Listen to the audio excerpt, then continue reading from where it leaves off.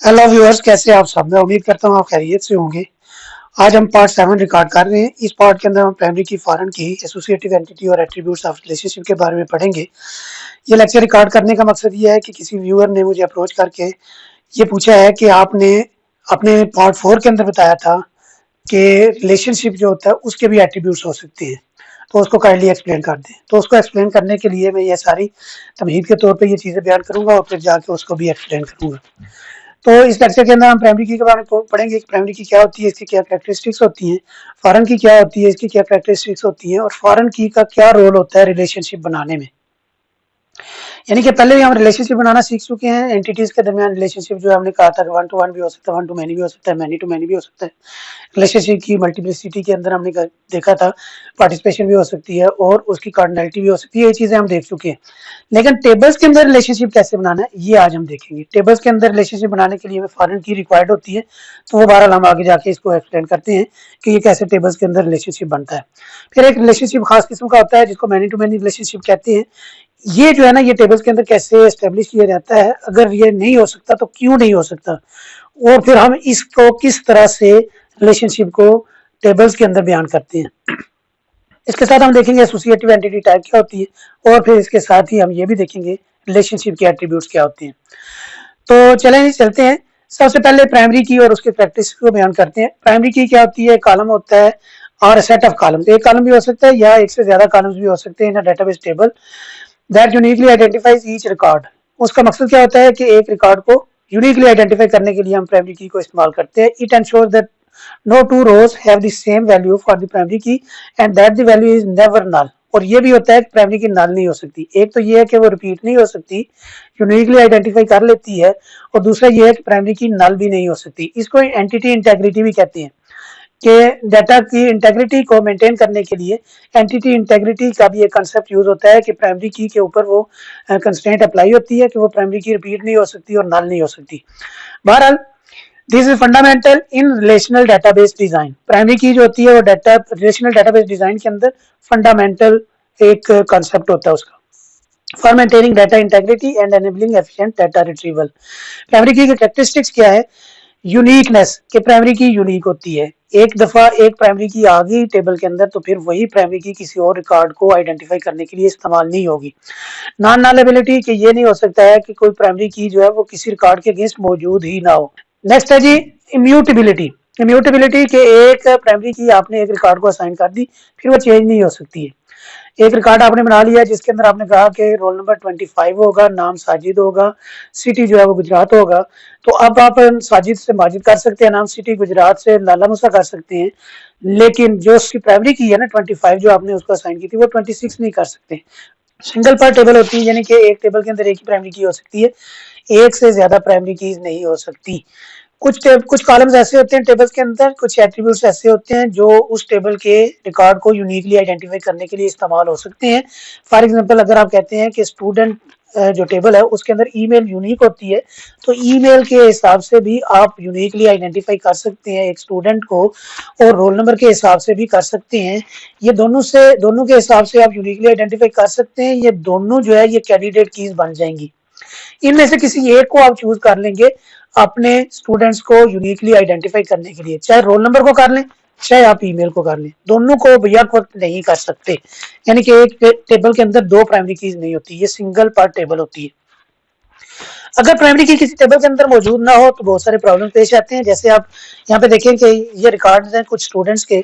अगर आप कहें कि साजिद जो है वो कौन से ईयर में पढ़ता है, तो पता चलता है कि साजिद तो फर्स्ट ईयर में पढ़ता है, लेकिन मजीद अगर रिकॉर्ड को देखें तो आपको पता चलता है साजिद फोर्थ ईयर में पढ़ता है। इसी तरह अगर आप कहें कि माजिद जो है वो अपने फाइनेंसिस को खुद मैनेज कर रहा है या उसको जो है वो स्कॉलरशिप मिला हुआ है, तो आप देखते हैं कि माजिद जो है यहाँ पे सेल्फ फाइनेंस पे, यानी कि अपने फाइनेंसिस को खुद मैनेज कर रहे हैं। लेकिन फिर यहाँ पे एक और माजिद नजर आता है जिस जो स्कॉलरशिप पे पढ़ रहा है, तो फिर यहाँ पे ये नाम से आप यूनिकली आइडेंटिफाई नहीं कर सकते रिकॉर्ड को। फिर आप कहते हैं कि चले मैं सिटी के साथ मिला लूंगा कि माजिद जो कराची वाला है वो स्कॉलरशिप पे पढ़ रहा है, लेकिन माजिद जो गुजरात वाला है वो सेल्फ फाइनेंस पे पढ़ रहा है, तो इस तरह से मैं यूनिकली आइडेंटिफाई कर लूंगा। लेकिन अगर कराची से एक और माजिद एनरोल हो जाता है, तो फिर वो कराची वाला माजिद जो है वो भी सेल्फ फाइनेंस पे पढ़ रहा हो, तो फिर जो है माजिद कराची वाले का अगर पूछा जाएगा तो क्या बताएंगे कि स्कॉलरशिप पे पढ़ रहा है या फिर वो सेल्फ फाइनेंस्ड को मैनेज कर रहा है। इस वजह से ये प्रॉब्लम्स है, इन प्रॉब्लम्स को एलिमिनेट करने के लिए हम यूज करते हैं प्राइमरी की। ये देखिए, अगर रोल नंबर को वो सारा का सारा रिकॉर्ड सेम है, सिर्फ रोल नंबर का एक कॉलम ऐड कर लिया। अब अगर आप कहेंगे रोल नंबर 1 जो है वो सेल्फ फाइनेंस्ड है या स्कॉलरशिप पे पढ़ रहा है, तो आप देखेंगे कि वो सेल्फ फाइनेंस्ड है। आप उसको कहते हैं रोल नंबर 1 जो है वो कौन सी ईयर में पढ़ रहा है, रोल नंबर 1 फर्स्ट ईयर में पढ़ रहा है। रोल नंबर 1 जो है वो हॉस्टल में रह रहा है या डे स्कॉलर है, तो वो डे स्कॉलर है। इसी तरह रोल नंबर 5 को अगर आप देखना चाहें कौन से ईयर में पढ़ रहा है, वो थर्ड ईयर में पढ़ रहा है। रेजिडेंसी टाइप क्या है, वो हॉस्टल के अंदर रह रहा है। वो फंडिंग सोर्सेज उसके क्या है, वो स्कॉलरशिप पे पढ़ रहा है। तो इस तरह चूंकि अब आप यूनिकली आइडेंटिफाई कर सकते हैं प्राइमरी की के लिहाज से, इस वजह से ये प्राइमरी की इस्तेमाल होती है कि रिकॉर्ड जो है वो यूनिकली आइडेंटिफाई हो सके। अब अगली बात ये आती है कि हमने ईआर डायग्राम के अंदर तो रिलेशनशिप बनाना देख लिया था। अब हम देखते हैं कि जो टेबल्स होते हैं, फिजिकल टेबल्स होते हैं, उनके दरमियान रिलेशनशिप कैसे बनाते हैं। एक होता है 1 to 1 रिलेशनशिप, एक होता है 1 to many रिलेशनशिप, और एक होता है many to many relationship. 1 to 1 relationship क्या होता है? This relationship links one record in a table to exactly one record in another table. एक रिकॉर्ड का किसी एक रिकॉर्ड के साथ ही लिंक बनेगा। क्रिएट टू टेबल, इसका स्टेप्स क्या है? दो टेबल्स बना लें, उन दोनों टेबल में से एक टेबल की प्राइमरी की जो है वो दूसरे टेबल में फॉरेन की के तौर पे भेज दें। और फिर जो ये ख्याल रखें कि जो फॉरेन की वाला टेबल, फॉरेन की वाला कॉलम है दूसरे टेबल के अंदर, उसमें यूनिक वैल्यूज आनी चाहिए। यानी कि यूनिक वैल्यूज नहीं होंगी तो इट मींस कि एक रिकॉर्ड के साथ दो रिकॉर्ड आप एसोसिएट कर रहे हैं। तो 1 to 1 रिलेशनशिप में एक रिकॉर्ड के साथ एक ही रिकॉर्ड एसोसिएट होता है। इस वजह से ये भी आपने चेक करना होता है कि वो यूनिक है या नहीं है। 1 to many relationship, this is the most common relationship. ये ज्यादातर यूज होता है डेटाबेस के अंदर, where one record in a table relates to multiple records in another table। इसके स्टेप्स क्या है? Create two tables with primary keys, add a foreign key in the many table. Many वाले table में आपने foreign की के तौर पे प्राइमरी की को लेके जाना है। वन वाले टेबल की प्राइमरी की जाएगी, मैनी वाले टेबल में फॉरेन की के तौर पे। तीसरा रिलेशनशिप होता है many to many. This relationship requires an intermediate junction table to link two tables. ये जो दो टेबल्स है ना, इन दो के दरमियान एक जंक्शन टेबल को बनाया जाता है। स्टेप्स इसके भी वही हैं, create two main tables with primary keys, create a junction table containing the foreign keys, referencing both main tables. ये जो बात है ना, ये हम इसको एक्सप्लेन करते हैं आगे चल के। पहले तो देख लेते हैं कि फॉरेन की होती क्या है। A foreign key is a constraint in relational databases that establishes a link between two tables, ensuring referential integrity। Referential integrity क्या होती है कि आपने एक टेबल की प्राइमरी की को दूसरे टेबल में फॉरेन की के तौर पे लेके जाना है। लेट्स सपोज आप स्टूडेंट के टेबल में डिपार्टमेंट की प्राइमरी की को लेके जाना चाहते हैं, तो अब हर एक स्टूडेंट के अगेंस्ट एक डिपार्टमेंट आएगा। अब जो डिपार्टमेंट वाला टेबल है उसके अंदर डिपार्टमेंट नंबर 10 कोई नहीं है, लेकिन आप स्टूडेंट्स के टेबल में जाके लिखते हैं कि एक स्टूडेंट है वाजिद, और वाजिद जो है वो डिपार्टमेंट 10 से बिलोंग करता है, तो फौरन वो आपका रिकॉर्ड इंसर्ट नहीं हो सकेगा। वो कहेगा डिपार्टमेंट है, ये एग्जिस्ट ही नहीं कर रहा, तो इस वजह से इस रिकॉर्ड को आप ऐड नहीं कर सकते। यही रेफरेंशियल इंटेग्रिटी होती है। या फिर आप कहते हैं कि साजिद जो है वो डिपार्टमेंट 1 से था, माजिद भी डिपार्टमेंट 1 से था। अब आप डिपार्टमेंट के टेबल से जाके डिपार्टमेंट 1 को डिलीट करने की कोशिश करेंगे, तो वो कहेगा कि डिपार्टमेंट 1 के 2 स्टूडेंट्स जो है वो एग्जिस्ट कर रहे हैं। आप इन डिपार्टमेंट को, इस डिपार्टमेंट को अगर यहाँ से डिलीट कर देंगे तो उन स्टूडेंट्स को क्या रेफरेंस क्या देंगे कि वो स्टूडेंट कौन से डिपार्टमेंट से हैं। इस वजह से आप ये रिकॉर्ड डिलीट नहीं कर सकते। या फिर उसके ऑप्शंस होते हैं कि आप कौन सा ऑप्शन चूज करना चाहते हैं, वो ऑप्शंस भी हम आगे चल के देखेंगे। 1 to 1 रिलेशनशिप कैसे होता है? देखिए जी, एक कंट्री है, उसका एक ही कैपिटल होगा, और वो जो एक कैपिटल है वो उसी कंट्री का होगा। ये नहीं हो सकता कि एक कंट्री के अंदर दो कैपिटल्स हों या एक कैपिटल किसी दो कंट्रीज का हो, ऐसे नहीं होता। तो वो अगर हम यूं कह लें कि एक कंट्री का टेबल बना लिया जिसमें कंट्री कोड, कंट्री नेम और पॉपुलेशन दे दी है। चाइना, इंग्लैंड और जापान के बारे में हमने इंफॉर्मेशन इसके अंदर स्टोर की है। एक और आपने रिलेशन बना लिया, एक और टेबल बना लिया जिसके अंदर आपने कैपिटल सिटीज का रिकॉर्ड स्टोर किया है, जिसके अंदर लंदन, बीजिंग और टोक्यो का रिकॉर्ड आपने स्टोर कर लिया। अब अगर इनमें रिलेशनशिप बनाना चाहते हैं तो किसी एक टेबल की प्राइमरी की को किसी दूसरे टेबल में लेके जा सकते हैं। जैसे कि हम कैपिटल आईडी को ले आए कंट्री के टेबल के अंदर।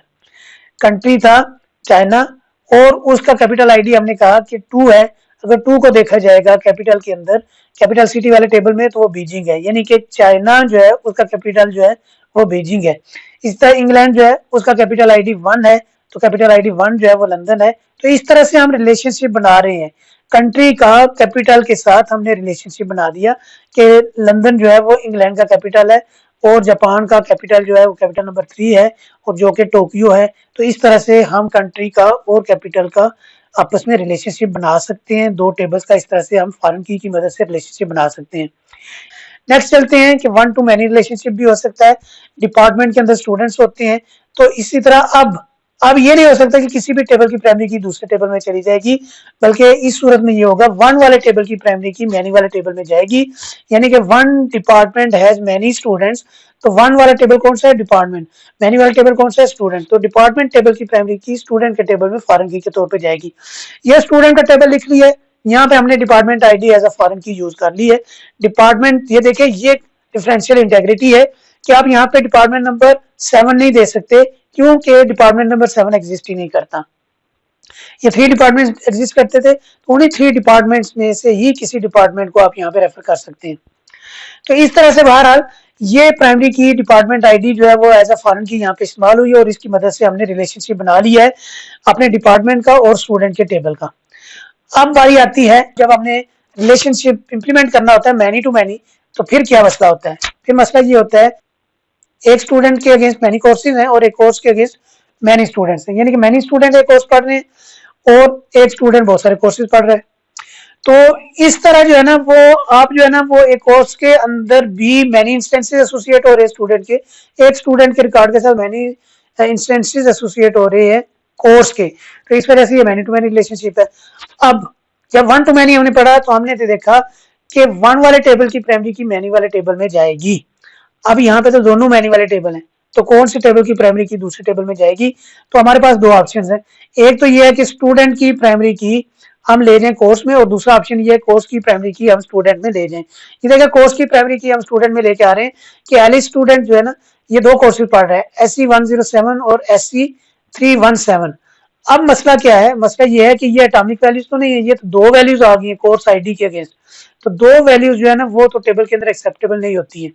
इनको फिर नॉर्मलाइज करके हम अलग अलग करते हैं, या फिर ये अगर आप ये कहते हैं नहीं इस तरह नहीं करो दूसरा टेबल ले आओ, बल्कि यूं करो कि कोर्स के अंदर स्टूडेंट की आईडी ले जाओ। तो ये देखें मैं कहता हूँ डेटाबेस सिस्टम को स्टूडेंट नंबर 1 पढ़ रहा है, स्टूडेंट नंबर 3 पढ़ रहा है और स्टूडेंट नंबर 4 पढ़ रहे हैं, तो ये फिर भी एटॉमिक वैल्यूज नहीं है। जब ये एटॉमिक वैल्यूज नहीं है तो फिर इस तरह से ये रिलेशनशिप नहीं बन सकता। फिर क्या होगा? फिर हम एसोसिएटिव एंटिटी को लेके आते हैं। एसोसिएटिव एंटिटी क्या होती है? An associative entity is a concept used in relational and entity relationship theory to handle many to many relationships in a database. It is implemented using the associative table, also known as junction table, which maps two or more tables together by referencing their primary key. इसको bridge table भी बोलते हैं, junction table भी बोलते हैं और आपकी associative table भी बोलते हैं, एसोसिएटिव एंटिटी भी बोलते हैं। यानी कि ये दो ऐसी एंटिटीज के दरमियान एक टेबल हम लगा देते हैं जो कि अगर उनके दरमियान रिलेशनशिप था मैनी टू मैनी, जिसकी वजह से हम वो टेबल्स के अंदर रिलेशनशिप इंप्लीमेंट नहीं कर पा रहे थे, उनके दरमियान हम एक टेबल ले आते हैं और उस टेबल के साथ दूसरे दोनों टेबल्स का वन टू मैनी रिलेशनशिप बन जाता है। ये आगे हम इसको एक्सप्लेन कर लेते हैं कैसे बनता है। देखिए जी यहाँ पे वही स्टूडेंट टेबल्स हैं, स्टूडेंट टेबल्स के अंदर स्टूडेंट है और कोर्स है और उनके दरमियान में ये जो है ना आपका सिंबल, ये सिंबल होता है एसोसिएटिव एंटिटी का। ये देखिए इसी रिलेशन को हमने एंटिटी के अंदर कन्वर्ट कर दिया। तो ये क्या होगा? ये जो एसोसिएटिव एंटिटी बनी है, ये स्टूडेंट था, ये कोर्स था, तो एसोसिएटिव एंटिटी जो बनी है उसका नाम हम रख लेते हैं स्टूडेंट कोर्स, कि दोनों एंटिटीज की प्राइमरी की इसके अंदर आ जाएंगी। ये स्टूडेंट की प्राइमरी की है और ये कोर्स की प्राइमरी की। कोर्स की प्राइमरी की और स्टूडेंट की प्राइमरी की मिलकर यहाँ पे कंपोजिट प्राइमरी की बन जाएगी। अब मसला ये है, ये देखिए एक क्वेश्चन आया है, how to record the grade of a student in a specific course. अब हमने ग्रेड को अगर मेंशन करना हो, लेट्स सपोज मैं कहता हूँ एलिस का ग्रेड ए है, अगर यहाँ पे ग्रेड को लेके आता हूँ तो किस सब्जेक्ट में? एलिस तो दो सब्जेक्ट पढ़ रहा था, डेटाबेस और ऑपरेटिंग सिस्टम। तो एलिस का ग्रेड ए अगर मैं यहाँ पे लिखता हूँ तो ये नहीं पता चलेगा कि डेटाबेस में ए ग्रेड आया है या ऑपरेटिंग सिस्टम में ए ग्रेड आया है। चले फिर ठीक है, यहाँ पे ग्रेड लगा लेते हैं। तो हम यहाँ पे अगर ग्रेड लगाते हैं ए, तो डेटाबेस सिस्टम के अंदर ग्रेड ए आया है, लेकिन डेटाबेस सिस्टम को तो 3 स्टूडेंट्स पढ़ रहे थे, एलिस, बॉब और माइकल, ये तीनों पढ़ रहे थे। अब जब हमने डेटाबेस सिस्टम के सामने ए लगाया है तो कोई पता नहीं चल रहा कि वो एलिस का ग्रेड लगाया है, डेविड का लगाया है, या फिर एलिस का लगाया, बॉब का लगाया या माइकल का लगाया। तो इस वजह से इस तरह तो हम ग्रेड को यहाँ पे तो नहीं ला सकते हैं। फिर क्या है, फिर वो कंसेप्ट आता है कि जो आप जिसके बारे में क्वेश्चन किया गया था पार्ट 4 के अंदर, एट्रीब्यूट क्या चीज है? Attribute a property of an entity और अ रिलेशनशिप टाइप। वो एंटिटी टाइप की भी प्रॉपर्टी हो सकती है एट्रीब्यूट, रिलेशनशिप टाइप की भी प्रॉपर्टी हो सकती है एट्रीब्यूट। तो रिलेशनशिप टाइप की प्रॉपर्टी कैसे होती है एट्रीब्यूट, वो हम देखते हैं कि ये आपका रिलेशन है मैनी टू मैनी। अब ये देखें यहाँ पे वन टू मैनी रिलेशनशिप बन गया था, यानी कि एक स्टूडेंट जो है ना उसके अगेंस्ट, ये दोबारा देख लें, जो रिलेशनशिप बना था, जो रिलेशनशिप बना था वो अब मैनी टू मैनी नहीं रहा था, वन टू मैनी बन गया था। यानी कि एक स्टूडेंट है ना, ये स्टूडेंट है एलिस, तो यहाँ पे मैनी रिकॉर्ड्स आ गए थे इसके अंदर, किसके साथ? एसोसिएटिव एंटिटी के साथ, वन टू मैनी। और अगर इधर कोर्सेज के हिसाब से देखा जाए तो कोर्स के भी मैनी इंस्टेंसेस यहाँ पे मौजूद हैं। तो इसकी वजह से हम ये कहते हैं कि अब ये मैनी टू मैनी रिलेशनशिप नहीं रहा, अब ये दो रिलेशनशिप बन गए वन टू मैनी, यानी कि इसका भी इसके साथ वन टू मैनी बन गया, इसका भी इसके साथ वन टू मैनी बन गया है। और वन टू मैनी तो हम ऑलरेडी इसको एक्सप्लेन कर ही सकते हैं, वो हम पहले देख चुके हैं और ये एक्सप्लेन हो भी गया। अब जो है ना वो जो बात कर रहे थे हम कि जो एट्रीब्यूट्स होते हैं वो एंटिटी के ऊपर भी आ सकते हैं और रिलेशनशिप के ऊपर भी आ सकते हैं।